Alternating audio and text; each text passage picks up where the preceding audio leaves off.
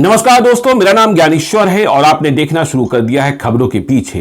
रात 9 बजे एक नई कहानी लेकर हम आपके सामने हाजिर होते हैं। अपराध की दुनिया की कई कही अनकही कहानियों में से एक कहानी हम आपके साथ साझा करते हैं। तो देखिए, आज खबरों के पीछे का एपिसोड नंबर है 432 और आपको पता है कि अभी हम चल रहे हैं अनंत सिंह, मोकामा वाले अनंत सिंह की शॉर्ट सीरीज में। बाहुबली अनंत सिंह की कहानियां सुना रहे हैं और आज अनंत सिंह की शॉर्ट सीरीज की कहानी नंबर 8 है। तो इस तरीके से अनंत सिंह की कहानियां हमने सुनानी शुरू की है खबरों के पीछे में एपिसोड नंबर 425 से। तो देखिए, बहुत फ्लैशबैक में नहीं जाते हैं, लेकिन तारतम्य बनाने को पिछले एपिसोड 431 का कुछ फैक्ट्स आपके सामने रखते हैं। 2004 का लोकसभा चुनाव, बाढ़ संसदीय क्षेत्र, लड़ाई नीतीश कुमार बनाम विजय कृष्ण की। बिहार में लालू यादव राबड़ी देवी की सरकार। लालू यादव किसी भी कीमत पर विजय कृष्ण को जीत दिलाने के लिए आमादा हैं। नीतीश कुमार की हार तय करना चाहते हैं, लेकिन बाढ़ में जहां अनंत सिंह बड़े फैक्टर हैं, वे इस बार नीतीश कुमार के साथ हो गए। हालांकि उनके बड़े भाई, जिन्हें बॉस कहा जाता था, जिन्हें बड़े सरकार कहा जाता था, विधान पार्षद दिलीप कुमार सिंह दलीय प्रतिबद्धता के कारण विजय कृष्ण के साथ ही रहे, लेकिन विजय कृष्ण का साथ देना अनंत सिंह को नागवार गुजरा था। अनंत सिंह ने चुनावी सभा में नीतीश कुमार के साथ शिरकत की थी। इसके बाद सरकार का मिजाज अनंत सिंह के खिलाफ सख्त हो गया था। पुलिस की कॉम्बिंग ऑपरेशन शुरू हो गई थी और अनंत सिंह की गिरफ्तारी के लिए छापे पड़ रहे थे, लेकिन अनंत सिंह की गिरफ्तारी इतनी आसान नहीं थी। वह अपने अभेद्य किले गांव लडमा में आसानी से रह रहे थे। बीच बीच में पुलिस से कुछ गोलीबारी भी हुई, लेकिन अनंत सिंह को पकड़ा जाना संभव नहीं हो पाया था। लेकिन जब अनंत सिंह विजय कृष्ण के खिलाफ हुए, नीतीश कुमार के पक्ष में हुए, तो अनंत सिंह के दुश्मन भी खुश हो गए थे कि अभी मौका आया है, सब बदला चुकता किया जा सकता है। तो देखिए आगे क्या होता है। आगे यह हुआ कि जब चुनाव का नतीजा आया तो अनंत सिंह के समर्थन के बावजूद 2004 का लोकसभा चुनाव बाढ़ संसदीय क्षेत्र से नीतीश कुमार हार गए। खैर, यह चुनाव की बात है। चलिए आगे हम अपनी लाल डायरी के पन्ने को पलटते हैं और तारीख है 1 जुलाई 2004, दिन गुरुवार। अनंत सिंह, जिन्हें पुलिस तलाश रही है, पुलिस कहती है वह वांटेड हैं, लेकिन अनंत सिंह अपने गांव में ही हैं। गांव छोड़कर वे कभी इधर उधर होते भी नहीं थे, क्योंकि गांव उनका घर था।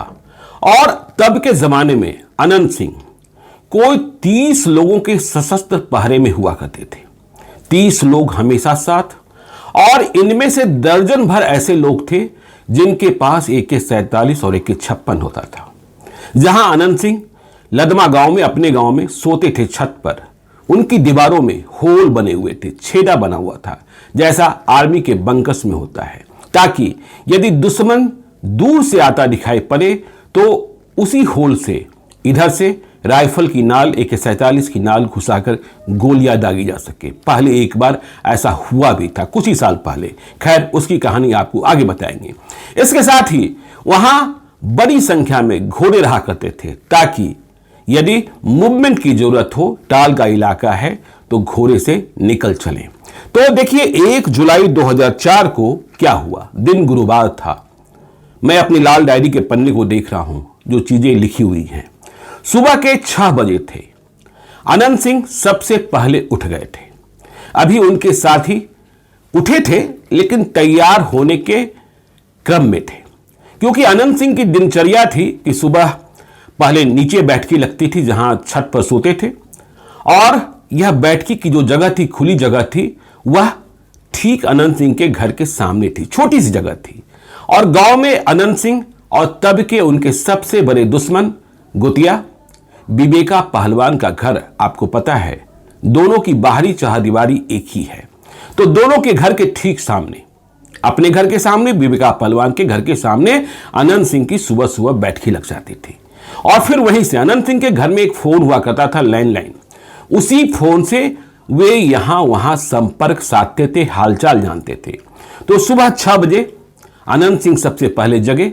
शौच आदि से निपटने के बाद वे आकर कुर्सी पर बैठ गए थे।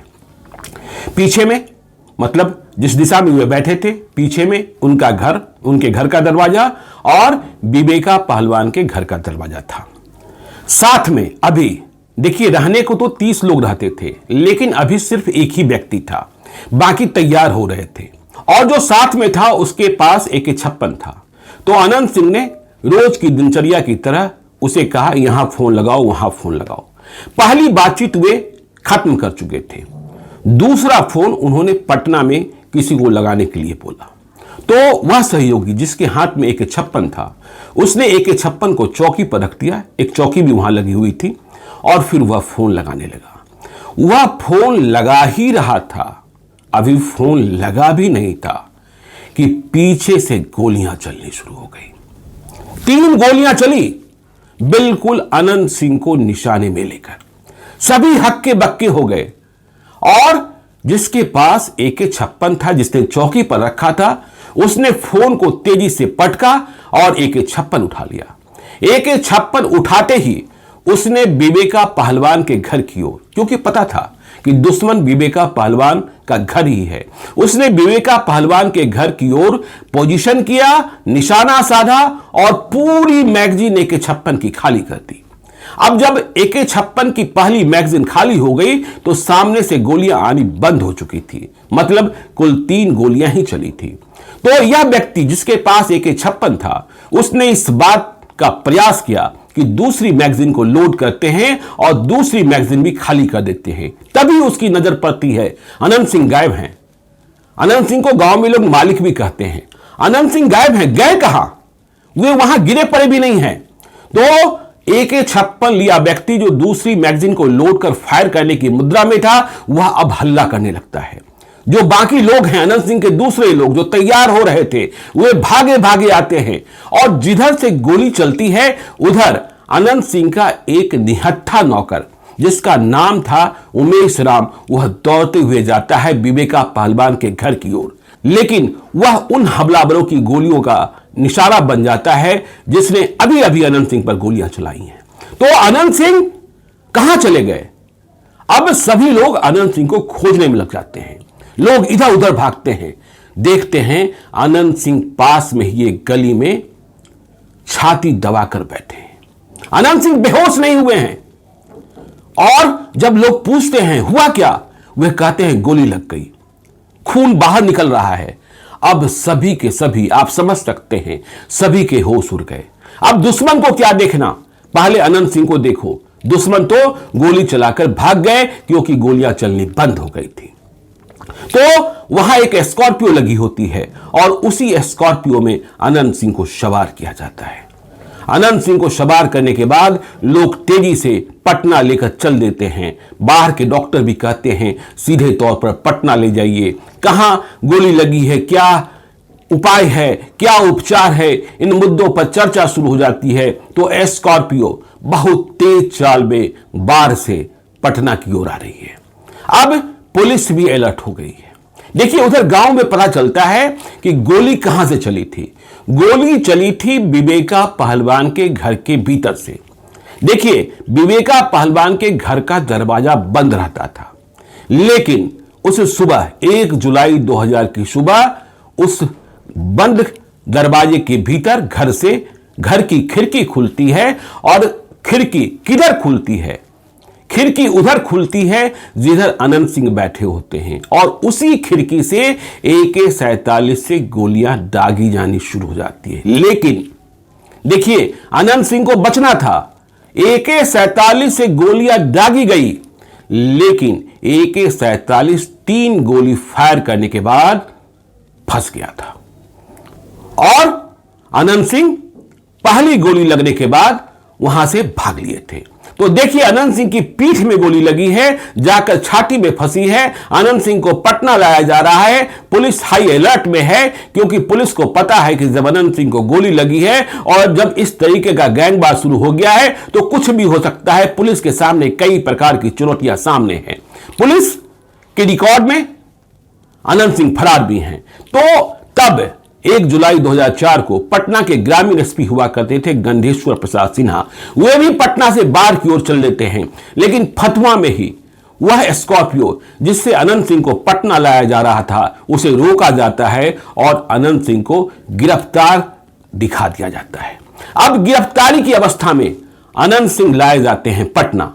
देखिए, अनंत सिंह के लोग ही लेकर आए, पुलिस के रिकॉर्ड में गिरफ्तारी दिखा दी गई, क्योंकि उस वक्त अनंत सिंह को रोकने का साहस पुलिस वाले भी नहीं करना चाहते थे। तो अनंत सिंह को पटना में कहां लाया गया? अनंत सिंह के बड़े भाई विधान पार्षद दिलीप कुमार सिंह पटना में मौजूद थे। उन्हें गोली लगने की खबर मिल चुकी थी और तब तक वह इस बात की व्यवस्था कर चुके थे कि पटना में अनंत सिंह को कहां लाया जाएगा और कहां ऑपरेशन होगा, क्योंकि ऑपरेशन की तुरंत जरूरत थी। गोली पीठ से लगकर छाती में जाकर फंसी हुई थी, मतलब पीछे से आगे आकर। तो ऑपरेशन के लिए जो अस्पताल चुना गया था वो पटना के खजांची रोड का आलोक नर्सिंग होम था, जहां के सर्वे सर्वा बिहार के तब के सबसे श्रेष्ठ माने जाने वाले सर्जन डॉक्टर नरेंद्र कुमार थे। तो अनंत सिंह को ले आया जाता है पटना के आलोक नर्सिंग होम में। वहां पूरी तैयारी है, अनंत सिंह के समर्थक भी पहुंच गए हैं, दिलीप सिंह भी पहुंच गए हैं। तो अनंत सिंह का ऑपरेशन अब होगा आलोक नर्सिंग होम में। ऑपरेशन की तैयारी है। डॉक्टर नरेंद्र कुमार कह रहे हैं यदि तुरंत ऑपरेशन नहीं किया गया तो जान जा सकती है, खून बहा है। लेकिन इसी बीच एक और हड़कंप हो जाता है।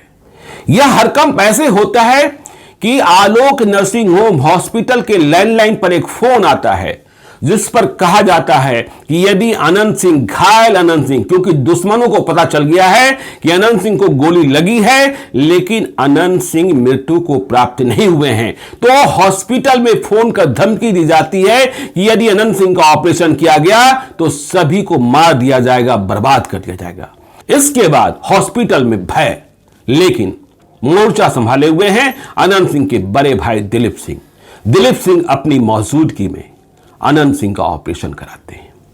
कहने वाले कहते हैं कि जब बाढ़ से पटना लाया जा रहा था, अनंत सिंह को गोली भले लगी थी लेकिन अनंत सिंह बेहोश नहीं हुए थे। अनंत सिंह ने इसके पहले भी कई बार गोलियां खाई थी, यह कहानी हमने आपको बताई है। एक बार तो स्टेनगन की पूरी गोली उन्होंने अपने हाथ में खा ली थी, जिसके कारण बाद में उनके हाथ में स्टील का रॉड लगाया गया था और वह स्टेनगन तब हत्या करना चाहता था अनंत सिंह के बड़े भाई दिलीप कुमार सिंह का, लेकिन अनंत सिंह ने अपने बड़े भाई की जान बचा ली थी। खैर चलिए, तो अनंत सिंह का ऑपरेशन हो गया। अब हंगामा बढ़ा हुआ है, लेकिन एक और घटना घट जाती है। वह घटना अनंत सिंह के परिवार को झकझोर देती है। अनंत सिंह के पिता चंद्रदीप सिंह को जैसे ही इस बात की खबर मिलती है कि अनंत को गोली लग गई है, उन्हें हार्ट अटैक आ जाता है गांव में ही। अनंत सिंह यहां पटना में डॉक्टरों के हवाले हैं, ऑपरेशन हुआ है, और उधर उनके पिता चंद्रदीप सिंह को गांव में हार्ट अटैक आ गया। गांव में जो लोग हैं वे भागे दौड़े चंद्रदीप सिंह को लेकर बाहर के अस्पताल में पहुंचते हैं। अस्पताल में डॉक्टर अनंत सिंह के पिता को मृत घोषित कर देते हैं। मतलब बेटे को गोली लगने का सदमा पिता सहन नहीं कर पाए। अब देखिए, अनंत सिंह, दिलीप सिंह और उनके एक और भाई फाजो सिंह, जो बाढ़ में ही रहते थे, पेशे से वकील थे, और अनंत सिंह दिलीप सिंह की तरह उनका वास्ता इस तरीके की लड़ाई से नहीं था। हां, वे केस मुकदमा परिवार का जरूर लड़ते थे। तो पिता की मौत, चुनौतियां ऐसी कि दिलीप सिंह पटना छोड़कर जा भी नहीं सकते हैं, क्योंकि खतरा इस बात का है कि दुश्मन पटना में अनंत सिंह को मारने को हमला बोल सकता है। तो 1 जुलाई को मौत, 1 जुलाई को अनंत सिंह को गोली लगी, 2 जुलाई को चंद्रदीप सिंह, अनंत सिंह, दिलीप सिंह, फाजो सिंह के पिता का दाह संस्कार बाढ़ में किया जाता है। दिलीप सिंह नहीं गए। मुखाग्नि फाजो सिंह, मतलब अनंत सिंह दिलीप सिंह के भी बड़े भाई फाजो सिंह ने दी। अब देखिए, इस घटना की विवेचना शुरू होती है। यह घटना कैसे घटी? देखिए, यह तो सभी को पता है कि विवेका पहलवान अनंत सिंह के दुश्मन थे। अभी 2022 में फिर से दोस्ती है। तो जब 2004 में यह घटना घटी, उसके बहुत पहले से इन दोनों परिवारों में लड़ाई चली आ रही थी। कई लाशें गिरी थी और लाशें गिर ही रही थी, लेकिन अनंत सिंह का दबदबा गांव में इतना था कि विवेका पहलवान के परिवार को गांव छोड़ देना पड़ा था। वह घर बंद हो गया था। तो जब विवेका पहलवान ने घर छोड़ा, विवेका पहलवान भी कई भाई और सभी लड़ाके, तो विवेका पहलवान ने घर छोड़ने के बाद उन गिरोहों से संपर्क साधा जो अनंत सिंह के खिलाफ, दिलीप सिंह के खिलाफ थे। राज्य भर में ऐसे लड़ाके खोजे गए जो अनंत सिंह के साथ मुकाबला कर सकते थे। फिर कुछ साल पहले, 2004 से कुछ साल पहले, सभी ने मिलकर अनंत सिंह के गांव पर रात को चढ़ाई कर दी थी। और यह चढ़ाई जब विवेका पहलवान के लोगों ने की थी तो रात के अंधेरे में हजारों राउंड गोलियां चली थी। अनंत सिंह तब सतर्क थे क्योंकि उन्हें पता था कि दुश्मनी है और दुश्मनी में कुछ भी संभव है। गोलियां चली, छत से चली जो होल बने हुए थे, तो विवेका पहलवान के कई लोग मारे गए थे। लेकिन इसी गोलीबारी में रात के अंधेरे में सुबह भोर के वक्त अनंत सिंह के भानुई भूषण सिंह भी गोलियों के शिकार हो गए थे। अब सवाल यह पैदा होता है कि भूषण सिंह गोलियों के शिकार कैसे हो गए। इसके बारे में बड़ा कंट्राडिक्शन रहा। विवेका पहलवान के लोग मान रहे थे चलो हम भले अनंत सिंह को नहीं मार पाए, लेकिन इस गोलीबारी में अनंत सिंह के बहनोई भूषण सिंह को तो मार दिया। भूषण सिंह भी अनंत सिंह के बड़े फाइटर माने जाते थे और हर लड़ाई में शामिल होते थे। लेकिन भूषण सिंह की मौत को लेकर बाद में कई और कहानियां बताई जाने लगी। कहा यह जाने लगा कि भूषण सिंह अपने ही लोगों की गोली के शिकार हो गए। कैसे? तो वो ऐसे कि वे सबसे पहले जब यह गोलीबारी शुरू नहीं हुई थी, रात में सभी लोग साथ ही सोए थे, लेकिन सुबह शौच करने को वे वहां से निकल गए थे जहां सशस्त्र दस्ता सोया हुआ था। उन्होंने किसी को बताया नहीं था। और जब गोलीबारी शुरू हुई तो वे उसी रास्ते से वापस आ रहे थे मोर्चा लेने के लिए। लेकिन भोर का वक्त था, अंधेरा था, इधर से गोली चल रही थी, उधर से गोली चल रही थी। किसी ने समझा ही नहीं गोली किसको लग रही है। जब गोली चलती है तो वह पहचान नहीं करती है, जहां निशाना लग गया उसको वहीं ढेर कर देती है। तो इसी गोलीबारी में भूषण सिंह ढेर हो गए थे। खैर, तो यह पहले की कहानी थी। लेकिन इसके बाद एक समझौता भी हुआ था, और यह समझौता ऐसा था जिसके बाद गांव में विवेका पहलवान के लोगों को कुछ सहूलियत मिल गई थी। यह सहूलियत क्या मिली थी? फिर अनंत सिंह के घर में खुशी का एक ऐसा पैगाम आया था ईश्वर प्रदत्त कि उसके बाद अनंत सिंह का बहुत ही उग्र स्वरूप थोड़ा सा ठंडा पड़ गया था। वे समझौते और शांति के मूड में आ गए थे। सतर्कता थी। 2004 के चुनाव में नीतीश कुमार की मदद कर वे यह समझ रहे थे कि हमारा दुश्मन सिर्फ सरकार और पुलिस ही है। इधर की दुश्मनी से वे दूर चले गए थे और अपने को निश्चिंत मान रहे थे। हालांकि जो उनके साथ रहने वाले थे वे कहते थे कि धोखा हो सकता है। अनंत सिंह कहते थे हिम्मत नहीं कोई करेगा। तो खैर, अनंत सिंह का ऑपरेशन कर दिया गया। 2 जुलाई 2004 को ऑपरेशन करने वाले डॉक्टर ने कहा कि देखिए, अगला 72 घंटा बहुत ही महत्वपूर्ण है। यदि 72 घंटे में अनंत सिंह की स्थिति फिर से नहीं बिगड़ी, अभी स्थिर है, तो अनंत सिंह की जान बच सकती है। अब जब अनंत सिंह अस्पताल में है, वहां भी सशस्त्र पहरा पहुंच गया है, वहां लोगों का आना जाना है। पहले दिन, दूसरे दिन पुलिस को उन आने जाने वाले लोगों पर कोई नजर नहीं पड़ती है। लेकिन आगे और खेला होता है। और जब अनंत सिंह को गोली लग गई है तो अब लदमा में क्या होगा? विवेका पहलवान के लोगों को कैसे टारगेट पर लिया जाएगा? क्योंकि घायल होकर सिर्फ अनंत सिंह पहुंचे हैं, उनका सशस्त्र दस्ता अब भी मौजूद है। 47, 56 इधर भी है, बड़ी संख्या में है। तो आगे कुछ तो होना है। और यह क्या होगा, कैसे होगा, यह पूरी कहानी आपको बताएंगे खबरों के पीछे के एपिसोड नंबर 433 में। तो आज के लिए इतना ही। हमें दीजिए इजाजत।